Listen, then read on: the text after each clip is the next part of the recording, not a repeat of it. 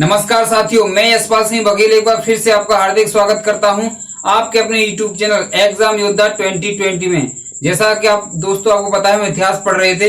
इतिहास में दोस्तों हमने क्या क्या करा दिया। इतिहास में दोस्तों हमने प्रागैतिहासिक काल करा दिया, आद्य ऐतिहासिक काल करा दिया। अब चल रहे थे दोस्तों हम इस समय ऐतिहासिक काल पर। ऐतिहासिक काल में दोस्तों हमने क्या क्या करा दिया। ऐतिहासिक काल की बात करें तो दोस्तों हम इस टाइम पर जो चल रहे थे वो गुप्त वंश पर चल रहे थे। गुप्त वंश के जितने भी शासक थे वो हमने करा दिए थे। और दोस्तों हम इसमें क्या कराए थे, गुप्त प्रशासन के बारे में हमने पिछले लेक्चर में कराया था। तो आज इससे आगे कराएंगे। आज क्या कराएंगे, आज धार्मिक स्थिति की बात करेंगे, किसके उपासक थे ये गुप्त वंश के लोग। उसके बाद दोस्तों कला साहित्य की बात करेंगे, है ना, क्या क्या कौन कौन से मंदिर के निर्माण हुए इसमें। और साहित्य की बात करें तो किसने क्या क्या लिखा, है ना, किस कवि ने कौन सी रचनाएं करी, जो लेखक थे साहित्यकार थे उन्होंने क्या क्या लिखा, उसके बारे में हम चर्चा करेंगे। ठीक है, तो चलिए दोस्तों चलते हैं हम। और मैं कहना चाहूंगा इससे पहले कि दोस्तों जितनी भी वीडियो आपको देखनी है आप क्या करेंगे, लिंक हमने डिस्क्रिप्शन में दे दिया है, वहां जाकर के आप देख लेंगे। ठीक है, 1 बाय 1 करके जितने भी लेक्चर हैं आप देख सकते हैं। और जितनी भी क्लास है सबका लिंक हमने डिस्क्रिप्शन में दे दिया है, चाहे वो योद्धा ट्रिक की क्लास हो चाहे वो मैथमेटिक्स की क्लास हो। ठीक है, चलिए दोस्तों चलते हैं आगे। तो आज बात करेंगे हम गुप्त साम्राज्य में, गुप्त प्रशासन में किसके बारे में बात करेंगे। आज हम धार्मिक स्थिति की बात करेंगे। तो धार्मिक स्थिति की अगर बात की जाए दोस्तों,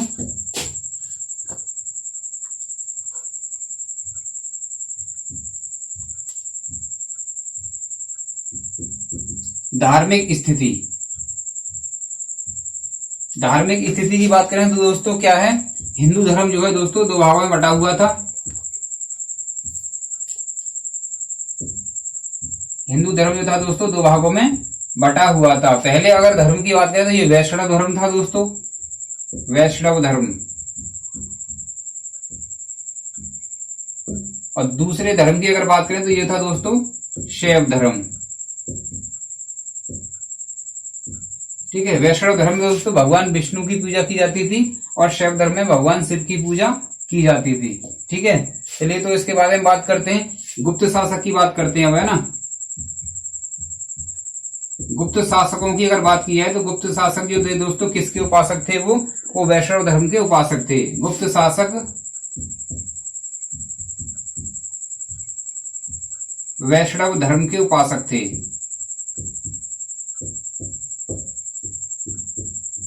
ठीक है, अगर दोस्तों इनकी बात की जाए तो इनको कौन सी उपाधि मिली थी दोस्तों, इनको मिली थी महापरम भागवत की उपाधि इनको मिली थी, है ना।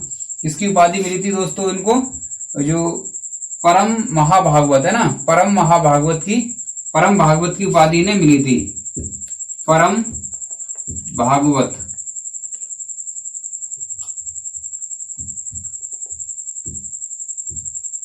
भागवत की उपाधि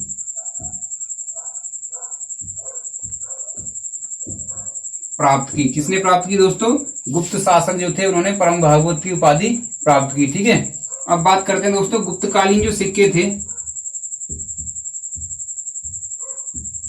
गुप्तकालीन जो सिक्के थे दोस्तों उन पर किनकी आकृति थी। इन पर आकृति दोस्तों लक्ष्मी जी की आकृति थी और किसकी आकृति, गरुड़ की आकृति थी। गुप्तकालीन सिक्कों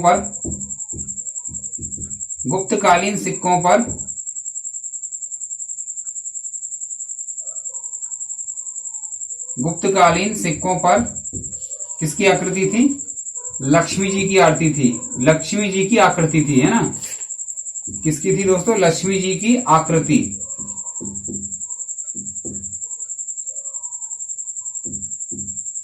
ठीक है, और एक और आकृति थी, वो किसकी आकृति थी, वो गरुड़ की आकृति थी।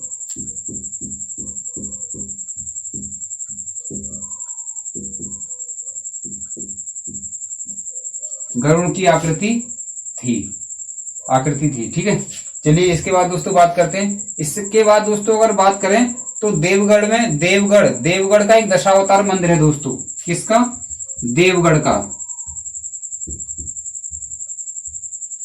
देवगढ़ यानी ये कहां पर है, झांसी। देवगढ़ झांसी यानी देवगढ़ का दशावतार मंदिर। कौन सा मंदिर दोस्तों, दशावतार मंदिर। अगर इस मंदिर की दोस्तों बात की जाए तो ये पंचायन शैली में बना हुआ है। किसमें बना हुआ है ये? पंचायन शैली में बना हुआ है।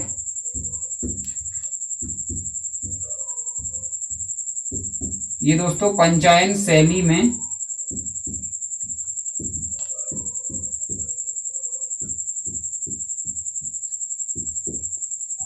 बना हुआ है।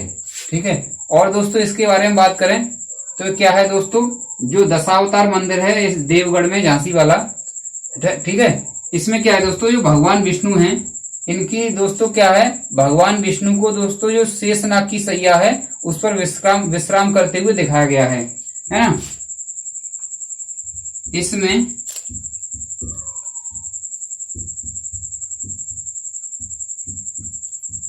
भगवान विष्णु को शेषनाग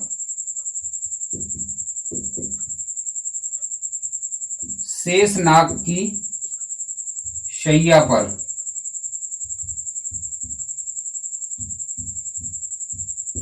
क्या है दोस्तों, भगवान विष्णु को शेषनाग की शैया पर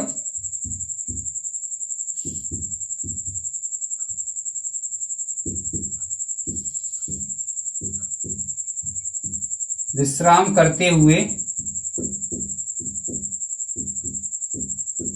दिखाया गया है ना। ये होता है दोस्तों धार्मिक स्थिति की बात है ना। अब बात करते हैं दोस्तों बौद्ध धर्म के बारे में। ठीक है, बौद्ध धर्म के बारे में बात करें तो मैं इसको दूर रफ कर दे रहा हूँ ना, आपने लिख लिया होगा। चलिए स्क्रीनशॉट ले सकते हैं। ओके, चलिए अगर दोस्तों बात की जाए किसकी, बौद्ध धर्म के बारे में है ना।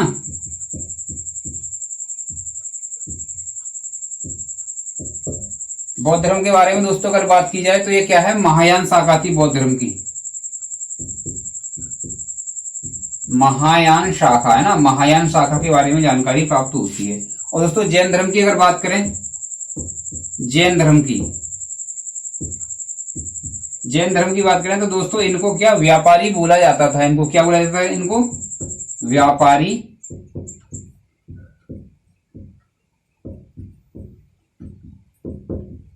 कहा जाता था। ठीक है, इनको व्यापारी कहा जाता था। अगर दोस्तों हमारा वीडियो आपको पसंद आए तो आप इसे लाइक करेंगे, ज्यादा से ज्यादा इसको शेयर करेंगे। ठीक है, चलिए आगे बात करते हैं। अब बात करेंगे दोस्तों कला एवं साहित्य के बारे में है ना, कला और साहित्य के बारे में बात करेंगे। तो चलिए दोस्तों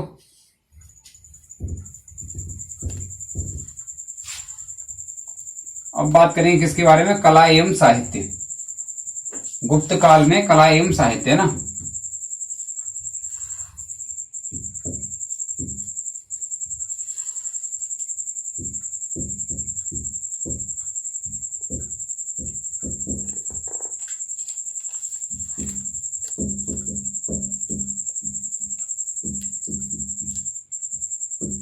गुप्त काल में कला एवं साहित्य, कला एवं साहित्य की दोस्तों अगर बात करें तो सबसे पहले एक बात बताना चाहूंगा मैं आपको कि जो गुप्त काल है दोस्तों, जो गुप्त काल है वो क्या है, भारतीय कला एवं साहित्य का स्वर्ण युग माना जाता है ना, स्वर्ण युग माना जाता है। तो अगर बात करें दोस्तों तो गुप्त काल भारतीय कला एवं साहित्य का है ना, भारतीय कला एवं साहित्य का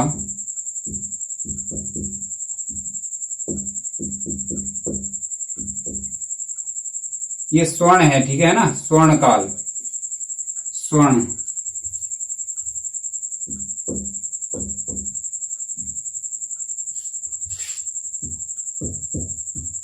स्वर्ण काल माना जाता है।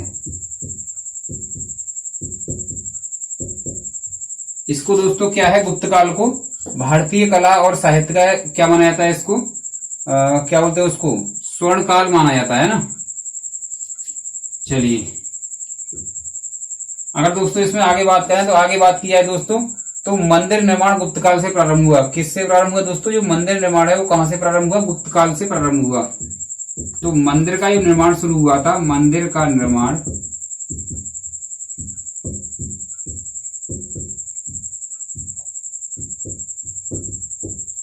गुप्त काल से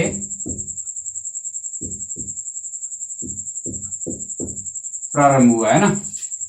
चलिए आगे दोस्तों अगर बात की जाए तो दोस्तों देवगढ़ झांसी में जो दशावतार मंदिर है, देवगढ़ झांसी का जो अभी मैंने दशावतार मंदिर बताया वो क्या है दोस्तों, भारत में निर्मित प्रथम शिखर युक्त मंदिर है। ठीक है। देवगढ़ का दोस्तों अभी मैंने इससे पहले ये बताया था देवगढ़ का, और देवगढ़ का कहां पर है? झांसी में। देवगढ़ का दशावतार मंदिर, दशावतार मंदिर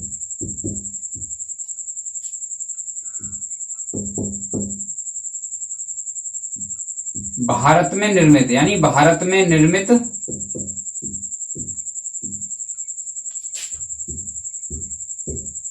प्रथम शिखरयुक्त, प्रथम शिखरयुक्त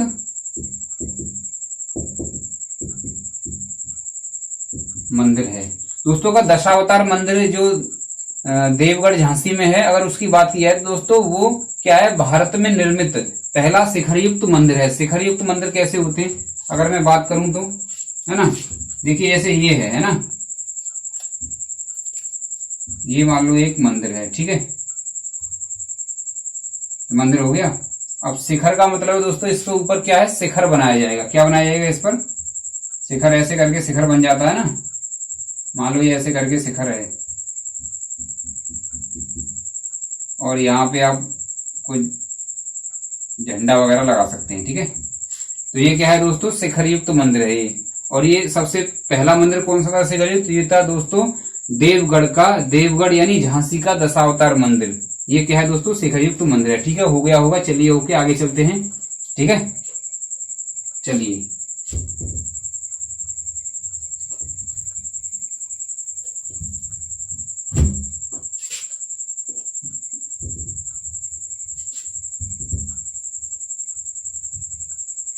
आगे दोस्तों अगर बात की जाए तो आगे बात करेंगे दोस्तों हम भीतर गांव का मंदिर, है ना। किसका? भीतरी गांव का मंदिर, भीतरी गांव का मंदिर, है ना।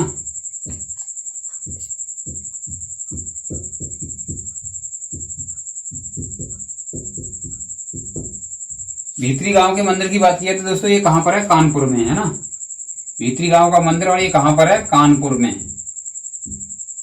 कानपुर के बारे में पता ही होगा, है ना, चमड़ा उद्योग के लिए काफी प्रसिद्ध है, ठीक है। चलिए तो अगर इसकी बात भीतरी गांव के मंदिर की अगर बात की जाए दोस्तों तो ये पहला ऐसा मंदिर है जो मेहराब युक्त है ना। भीतरी गांव का मंदिर कानपुर में है और ये प्रथम मेहराब युक्त,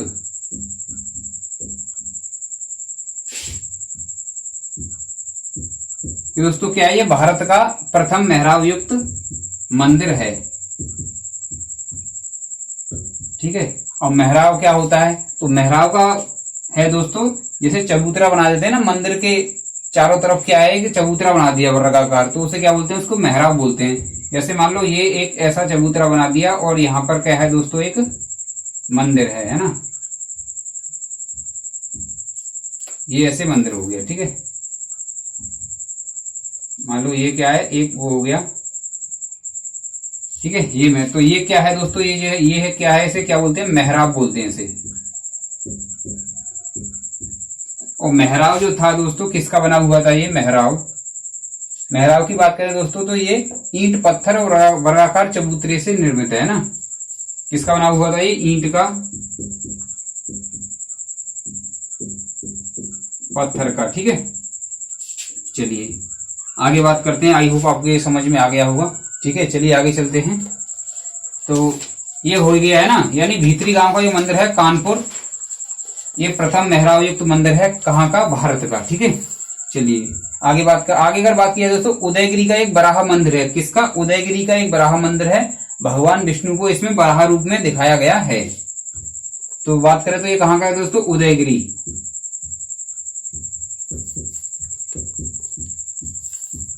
उदयगिरी का बराह मंदिर है ना, उदयगिरी का बराह मंदिर, जिसमें भगवान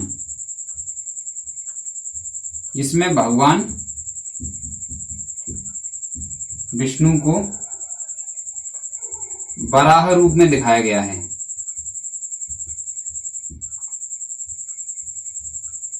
बराह रूप में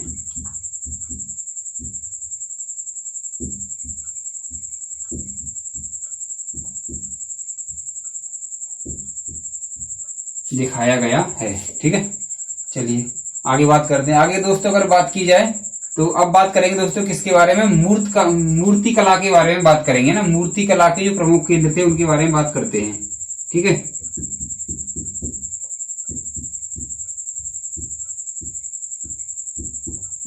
मूर्ति कला के प्रमुख केंद्र।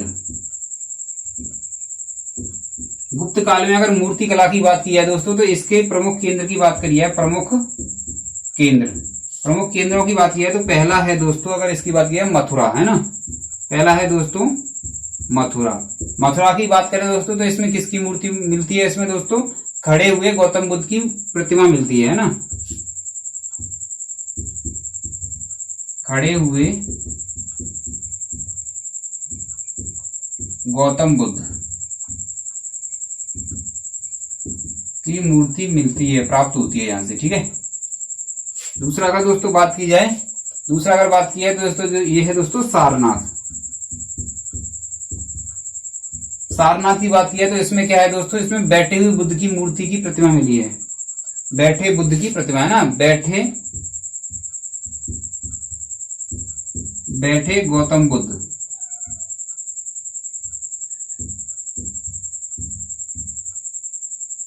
बैठे गौतम बुद्ध की प्रतिमा यहां पर मिलती है। ठीक है, आगे बात की है दोस्तों पाटलिपुत्र भी है ना। पाटलिपुत्र में भी क्या है दोस्तों, पाटलिपुत्र में भी दोस्तों अन्य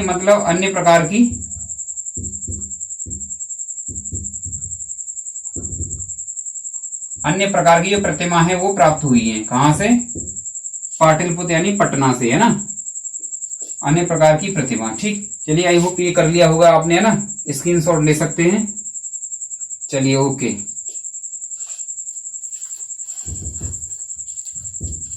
दोस्तों वीडियो को एंड तक देखना है और बताना है हमें कमेंट करके कि आपको ये हमारा वीडियो कैसा लगा, कंटेंट हमारा कैसा लगा दोस्तों, है ना। क्वेश्चन इससे बाहर जाएगा नहीं। आप जो है इसको धैर्यपूर्वक देखते रहिए मनोयोग से, है ना। मनोयोग का मतलब मन लगा करके आप इसको देखते रहिए, तो इसको जो है आपको याद करने की जरूरत नहीं पड़ेगी, वीडियो में ही आपको याद हो जाएगा अगर आप मनोयोग से यानी मन से सुन रहे होंगे तो। ठीक है, चलिए आगे बात करते हैं दोस्तों गुफाओं के बारे में, है ना। अजंता की गुफाओं के बारे में बात करते हैं।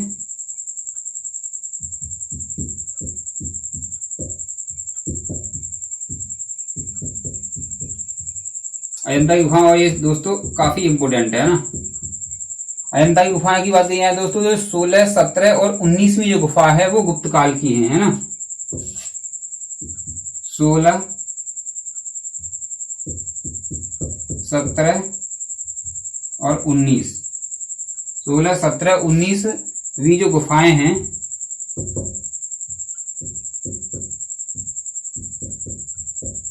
उन्नीसवीं गुफाएं 16, 17 वो 19वीं गुफाएं हैं। गुफाएं गुप्त कालीन है। ठीक है, किस कालीन है, किस समय की है, गुप्त कालीन है।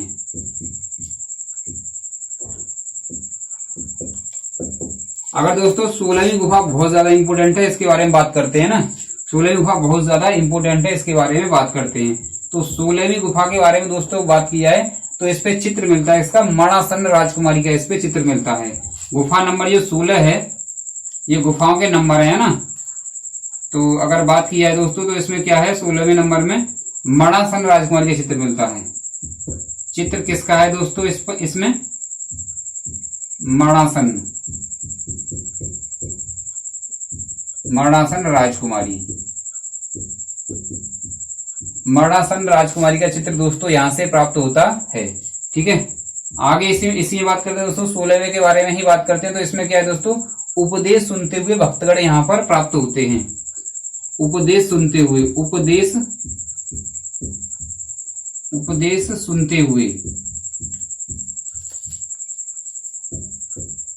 हुए भक्तगण।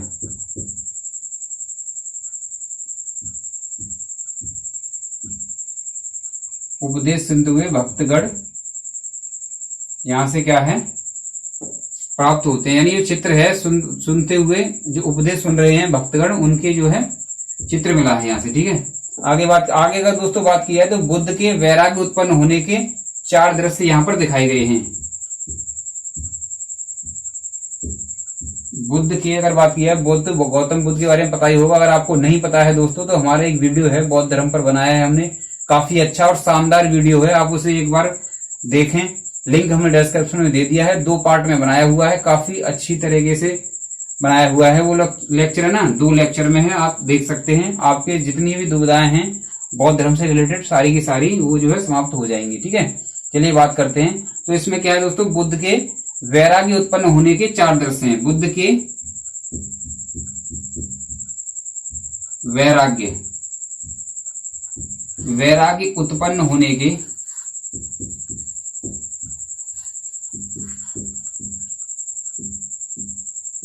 4 दृश्य। ठीक है, चलिए आगे बात करते हैं। आगे वो दोस्तों बात करेंगे साहित्य के बारे में। आगे किसके बारे में बात करेंगे, साहित्य के बारे में, है ना।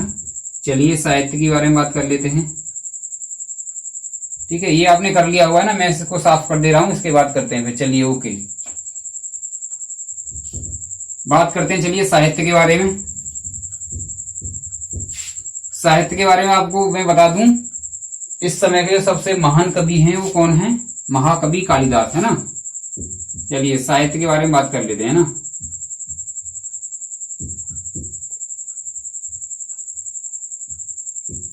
साहित्य के बारे में अगर दोस्तों बात करें, सबसे पहले बात करेंगे हम किसके बारे में, कालिदास के बारे में। कालिदास के बारे में बात करेंगे, है ना।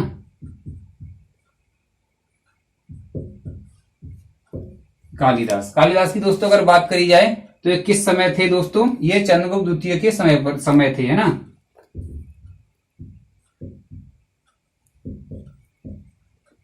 चंद्रगुप्त द्वितीय के ये दरबार में रहते थे। चंद्रगुप्त द्वितीय के समय ये थे। ठीक है, चलिए इनकी रचनाओं के बारे में बात कर लेते हैं। तो कालिदास की बात करें तो महाकाव्य की बात कर लेते हैं। महाकाव्य की बात करें दोस्तों तो कौन कौन से महाकाव्य हैं जो इन्होंने रचना की थी उनकी, तो ये है दोस्तों, सबसे पहले अगर बात की जाए तो रघुवंश, है ना। कौन सा है दोस्तों, रघुवंश। ठीक है, रघुवंश के बाद इसमें बात की जाए दोस्तों कौन सा है, कुमार संभव।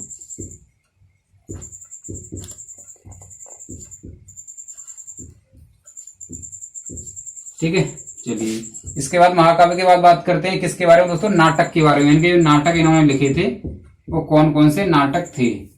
ठीक है, नाटक की अगर दोस्तों बात की है तो कौन कौन से नाटक, अभिज्ञान शाकुंतलम, कौन कौन से हैं। पहले अगर बात की है तो अभिज्ञान शाकुंतलम, अभिज्ञान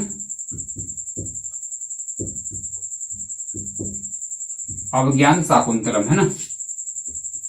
और बात की जाए इसमें तो और क्या है दोस्तों, मालविकाग्निमित्र, है ना। क्या है दोस्तों, मालविकाग्निमित्र। इसके बारे में मैंने पहले बताया था, है ना, एक बार बताया था जब मैं प्राचीन भारत के कुछ शासकों के बारे में करवा रहा था, है ना। क्या है दोस्तों, मालविकाग्निमित्र,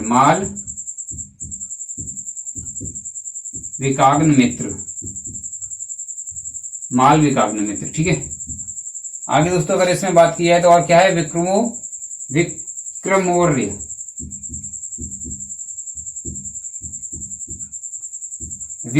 है ना। क्या है दोस्तों, विक्रमौर्य वंशीय। ठीक है, चलिए आगे खंड काव्य के बारे में और बात कर लेते हैं दोस्तों। खंड काव्य इन्होंने कौन कौन से खंड काव्य की रचना की है। तो खंड काव्य के दोस्तों अगर खंड काव्य के बारे में बात किया तो इसमें इन्होंने कौन से खंड काव्य की रचना की है, ऋतु संहार और मेघदूतम। ऋतु संहार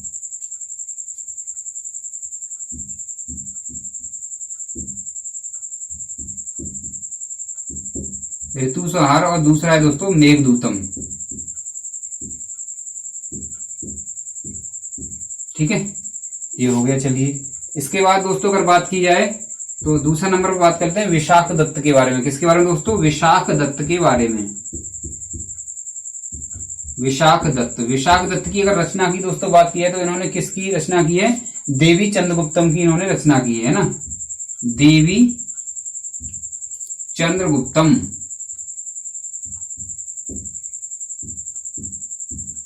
चंद्रगुप्तम की दोस्तों इन्होंने क्या की है, रचना की है।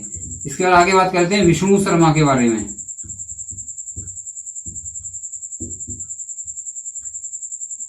शर्मा जी आ गए आपके, है ना, विष्णु शर्मा।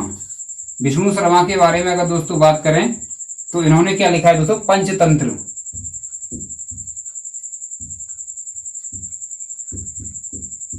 पंचतंत्र की दोस्तों अगर बात किया है तो इसमें क्या है दोस्तों, 50 से अधिक जो है भाषाओं में अनुवाद इसका किया गया है ना, 50 से अधिक भाषाओं में इसका अनुवाद किया गया है। चलिए दोस्तों चलते हैं इसके बाद आगे, है ना। ये हो गया कालिदास हो गया, और विशाख दत्त हो गया, और विष्णु शर्मा हो गया। चलिए आगे चलते हैं। आई होप दोस्तों ये वीडियो आपको पसंद आ रहा होगा। वीडियो पसंद आ रहा है तो दोस्तों इसे लाइक करें, ज्यादा से ज्यादा शेयर करें। अगर आप दोस्तों हमारे चैनल पर नए आए हैं तो इसको सब्सक्राइब अवश्य करें, ठीक है। चलिए आगे बात करेंगे दोस्तों विज्ञान के क्षेत्र में। अब किसकी बात करें, गुप्त काल में विज्ञान के क्षेत्र में बात करेंगे, कितनी तरक्की हुई, क्या हुआ विज्ञान के क्षेत्र में, ठीक है। तो विज्ञान के क्षेत्र में विकास की बात कर लेते हैं।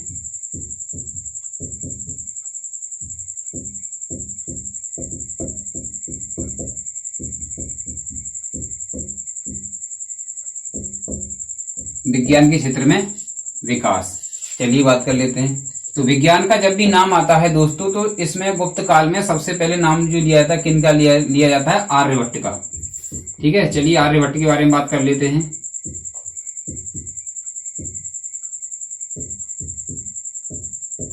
आर्यभट्ट को तो आप सब लोग जानते ही होंगे, है ना। चलिए, और नहीं जानते तो मैं बता दे रहा हूं, ये आप आज जान जाएंगे, ठीक है। इनका जो जन्म हुआ था दोस्तों, जन्म थोड़ा इनको डीपली पढ़ेंगे। आर्यभट्ट को जन्म अगर बात करें तो 776 यानी 476 एडी में दोस्तों इनका जन्म हुआ था। कहां पर हुआ था, कुसुमपुर पाटलिपुत्र, है ना। कहां पर हुआ था, जन्म जो हुआ था 476 एडी में हुआ था। 476 एडी में कहा हुआ था, कुसुमपुर। और कुसुमपुर की बात किया है दोस्तों, ये कहां पर है, पाटलिपुत्र में।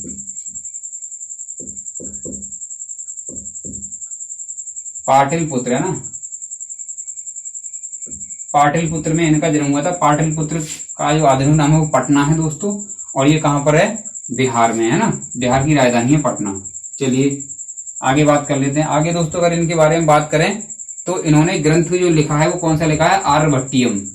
इनके अगर ग्रंथ की बात किया है तो कौन सा ग्रंथ लिखा है दोस्तों, आर्यभट्टियम, है ना। आर्यभट्टियम इन्होंने ग्रंथ लिखा है, ठीक है। आर्यभट्टियम की अगर बात करें दोस्तों, किसकी बात करें, इसके अगर भागों की बात करें ना, आर्यभट्टियम अगर इनके भाग की बात करें तो आर्यभट्टियम को दोस्तों 4 भागों में बांटा गया है ना। आर्यभट्टियम को इसको 4 भागों में बांटा गया है। तो पहले बात करेंगे दोस्तों किसके बारे में, 10 गीतिका के बारे में। पहला जो भाग है वो कौन सा है, 10 गीतिका। ये पहला भाग है तुम्हारा। दूसरे भाग की अगर बात किया तो दूसरा भाग है दोस्तों गणितपाद। क्या है दोस्तों, गणितपाद,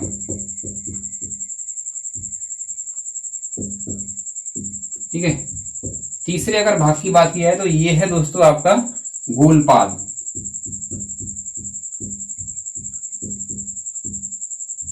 चौथे की अगर बात की है तो चौथे की अगर बात करें दोस्तों तो ये है दोस्तों आपका काल क्रियापाद, है ना, काल क्रिया पाठ।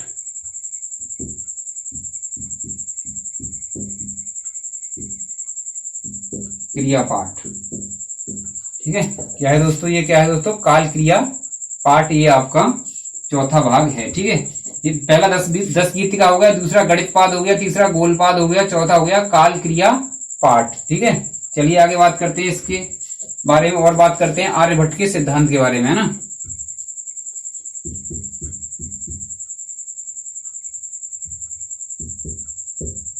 तो इनके जो सिद्धांत हैं उनके बारे में बात करते हैं। उनके बारे में अगर बात करें दोस्तों, बड़ी संख्या को संक्षिप्त रूप में लिखने की अक्षरांक पद्धति, है ना। बड़ी संख्या को अगर बात करें दोस्तों तो बड़ी संख्या को संक्षिप्त रूप में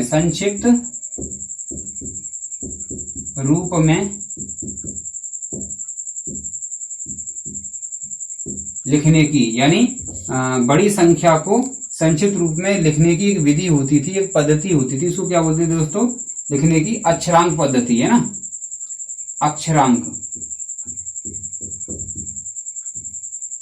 अक्षरांक पद्धति।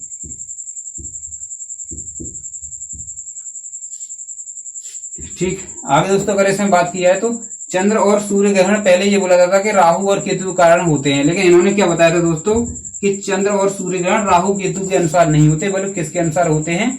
पृथ्वी की सूर्य की परिक्रमा करने के कारण होता है। यानी पृथ्वी क्या है? सूर्य की परिक्रमा करती है, उसके कारण ये चंद्र ग्रहण और सूर्य ग्रहण होते हैं ना।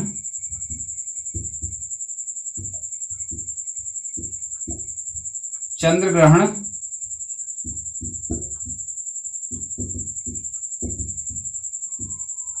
और सूर्य ग्रहण के बारे में इन्होंने बताया था दोस्तों, है ना। चंद्र ग्रहण और सूर्य ग्रहण की अवधारणा बोल सकते हैं। यानी इन्होंने क्या बताया था कि जो चंद्र ग्रहण और सूर्य ग्रहण होते हैं वो राहु केतु के अनुसार नहीं होते, बल्कि किसके अनुसार होते हैं? जो पृथ्वी दोस्तों सूर्य की परिक्रमा करती है उसके कारण सूर्य ग्रहण और चंद्र ग्रहण होते हैं। ठीक है, चलिए यहां तक क्लियर हो गया होगा। ठीक है, आगे बात करेंगे दोस्तों। आगे इनकी बात करें दोस्तों, इन्होंने पाई का मान दिया है ना। पाई का मान, इन्होंने पाई का मान बात करें तो दोस्तों इन्होंने 22/7 इसको बताया। ठीक है, चलिए आगे बात कर लेते हैं। ये हो गया। ठीक है, आगे बात करेंगे दोस्तों हम बराह मिहिर के बारे में। किसके बारे में बात करेंगे? आगे हम बराह मिहिर के बारे में बात करेंगे।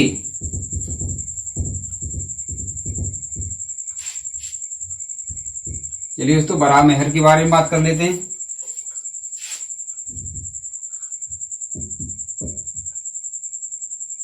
बराह मिहिर,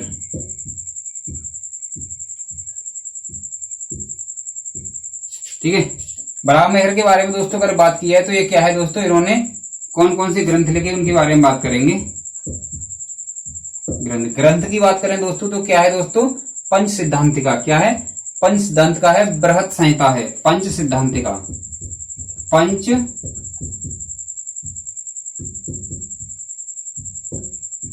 सिद्धांतिका। ठीक है, पंच सिद्धांतिका। और क्या है दोस्तों? और आगे बात करें तो यह है दोस्तों बृहत संहिता। क्या है? बृहत संहिता।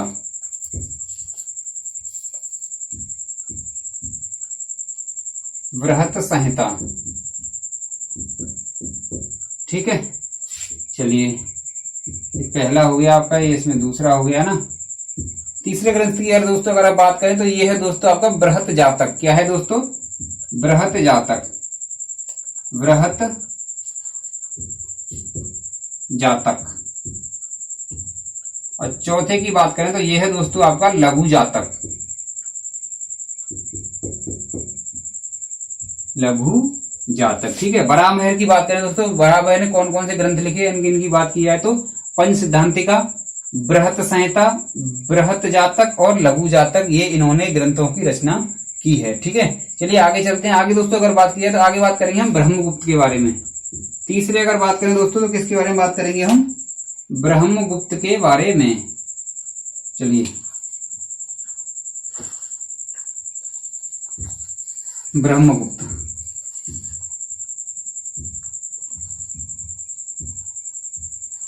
ब्रह्मगुप्त, ब्रह्मगुप्त के बारे में दोस्तों अगर बात करें तो इन्होंने दोस्तों कौन सा ग्रंथ लिखा है, उनके ग्रंथ की बात कर लेते हैं। इन्होंने जो ग्रंथ लिखा दोस्तों क्या लिखा है? वो ब्रह्म सिद्धांत। क्या है दोस्तों? ब्रह्म सिद्धांत इन्होंने ग्रंथ लिखा। ब्रह्म सिद्धांत, ये यहाँ पे क्या है दोस्तों? इसमें आधा है ना, ब्रह्म सिद्धांत। ठीक, अगर दोस्तों आगे बात की है ब्रह्म सिद्धांत के बारे में बात करें तो इसमें क्या बताया दोस्तों? इसमें ज्योतिष का इतिहास है। इसमें क्या है दोस्तों? ज्योतिष का इतिहास है इसमें।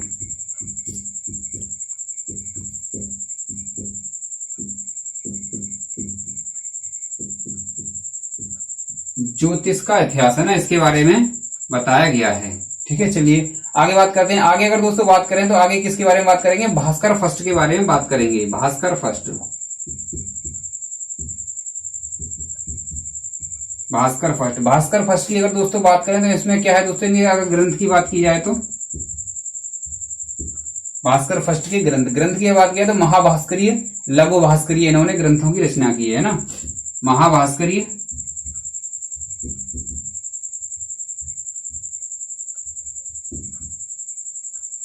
और क्या है दोस्तों? लघु भास्करीय, लघु भास्करीय। लघु भास्करीय, इसमें क्या है दोस्तों, लघु महाभास्करीय और लघु भास्करीय ग्रंथों में रचना की है। ठीक है, आगे बात करें दोस्तों, और इन्होंने क्या किया था, जो आर्यभट्ट के सिद्धांत थे दोस्तों उनका समर्थन किया था, है ना। आर्यभट्ट के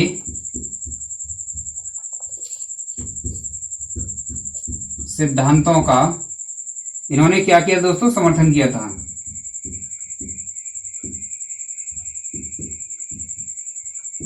समर्थन किया, किसका समर्थन किया, दोस्तों भास्कर फर्स्ट थे, इन्होंने जो आर्यभट्ट ने सिद्धांत दिए थे उनका इन्होंने समर्थन किया था। ठीक है, आगे बात करते हैं दोस्तों। आगे अगर बात की है तो 5वें हैं दोस्तों आपके पाल काव्य। क्या है दोस्तों, पाल काव्य।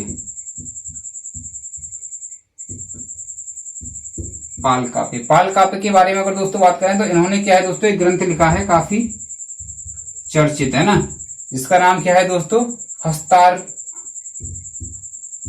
हस्त्या, है ना, थोड़ा नाम थोड़ा कठिन है। क्या है दोस्तों, हस्त्यायुर्वेद।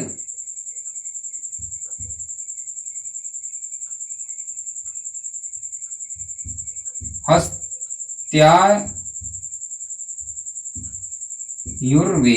है ना, हस्त्यायुर्वेद, है ना, जिसमें क्या बताया गया है दोस्तों, हाथियों की चिकित्सा के बारे में बताया गया है। किसके बारे में बताया गया है, हाथियों की चिकित्सा, है ना, हाथियों का इलाज किस प्रकार किया जाएगा, इन्होंने इसमें बताया है। ठीक है, आगे दोस्तों बात करें तो आगे दोस्तों होली स्रोत है। कौन है दोस्तों, होली स्रोत। छठ में आ जाएगा कि यहाँ पे,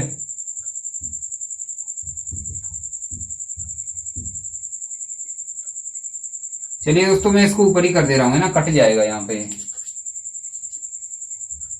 फिर दिखेगा नहीं, फिर कोई फायदा नहीं हमारा लिखने का, है ना। लास्ट है ये कौन से दोस्तों, ये होली स्रोत।